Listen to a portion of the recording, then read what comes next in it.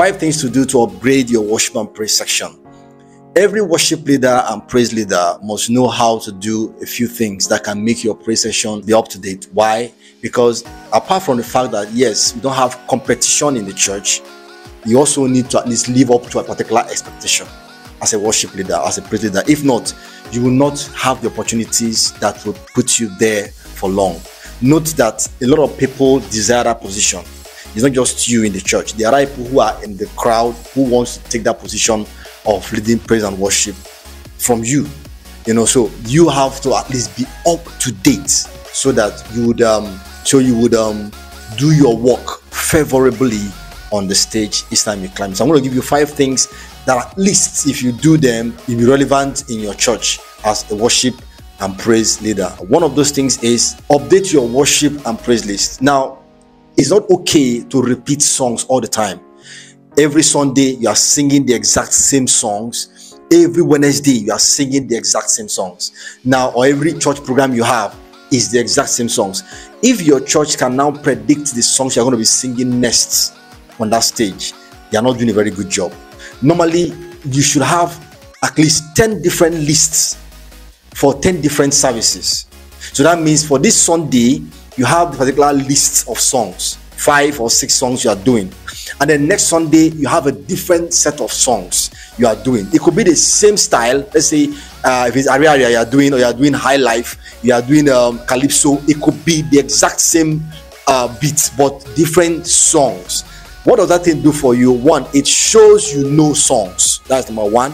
And then 2, it also removes boredom from people when you sing, because even though it might sound beautiful, regular repetition of songs, people get bored. So try to update your list of worship songs and your list of praise songs. Number 2, change song styles. Use different genres. Now, if this Sunday you are doing High Life, next Sunday do Calypso.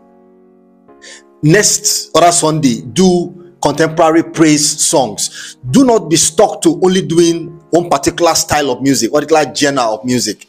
It is important for you to learn to spice up your praise section and worship sections. Why? So that people don't get used to you. He only sings Calypso. No, that's not supposed to be like that. What you should do is each time you go on stage, try to do something new that is unique. It's not the same thing you've been doing before. So, for example, if you are doing worship song, you can do reggae worship. I will glorify the Lord. You can do your reggae. You is worthy to be praised. So you do this kind of songs, and then next time can I go into your regular contemporary worship songs? All those your presence is heaven to me. You can even do the same song in reggae. So reggae just like switching the beat style to something different, it's a genre. So you always try to change your genre of music. It's going to help you a lot. So if this Sunday you do this style, tomorrow discuss with your band, discuss with your instrumentalists. We are doing a different style today. We can't do the same thing we did last Sunday. That will make people to like your worship session, and they can easily predict what you are going to do next on stage. So this is important if you are a worship and praise leader in the church.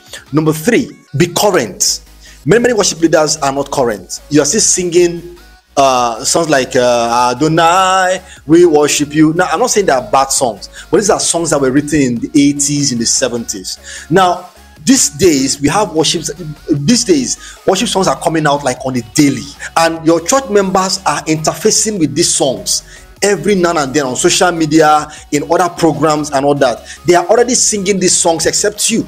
So it's not good for you to sit down and relax and feel comfortable and keep singing the old songs. You have to be current. So let's assume that Mercy Chinwo release a new song. You should learn that new song. Sinach drops a new song. Learn that new song. When you are in church, you can drop those songs. You can teach your church that song in 5 or 6 minutes, or 5 or 6 seconds, and they learn that song, and then that song becomes a new song that you do in your church. So try to be very, very current. Being current is so important, because like I said, a lot of people in your pew or in the audience already know these songs you're talking about, and if you don't sing them, you completely sound like you don't know anything that is current. Praise songs and the worship songs you do. All right, number 4, have a personal worship time.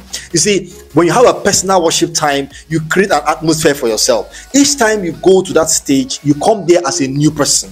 Why? Because you've been able to build your personal time with God, and then God has reformed you and put in you the elements that are needed for every service. So when you have a personal worship time, you recreate yourself. You better yourself. You see your errors right there, and then you correct them. And then this thing can make you come out. Each time you come on stage, it's a new manifestation when you sing. So people won't get tired of you easily, because each time you sing, something happens. Somebody breaks loose. Somebody receives something. Somebody gets connected. So spend personal time on your own and build yourself. Do that so that you will be relevant and your worship can be updated. Finally, upgrade your ad-libs. It's not every time you do no. Find out other styles you can add when you are singing that will make your song sound beautiful. People shouldn't predict your ad-libs. In fact, if there's anything they shouldn't predict, it's your ad-libs, because each time you are on stage and you are doing ad-libs, you are doing riff and runs, you are doing belting, and it's just the same thing that you've been doing on all the songs. People will get bored and tired of you. What's wrong with this person? Why is he always doing the same? No. Listen to other singers who are great and hear the way they do their ad-libs. In almost all the songs we do in the choir were done by somebody else. So play those songs, not the one that your choir master taught you only, but take the ones that the artist himself did. Play the song, listen, and see the way they did the ad-libs, the way they did the riff and runs, and use that to embellish your own riff and runs. If you do these things, you will stay updated and you will stay relevant in the church. Your choir master will be more interested in you, and so will your pastor, and so will your church. So if you believe that this is true about you, please share this video so that other people can learn from this. So I'm doing live on TikTok now, and you can follow me so you can learn more. There are questions you cannot want to ask me. I can't give you answers right here, but when you're on live, you can actually come up and ask me that question. You can even tell me your experience, share them with me, so I can see how I can help you when it has to do with leading worship, praise, and all of that. So follow me to get notified when I am going to be live, and then you can join me on my live program and enjoy yourself. Don't forget, my name is Sam David. I'm your online choir master. I'm here to teach you how to sing, how to be the best you can be, how to lead praise and worship, and also the best chorister that ever existed in the face of the earth. Please follow me and share the video, and God bless you. See you on the next one.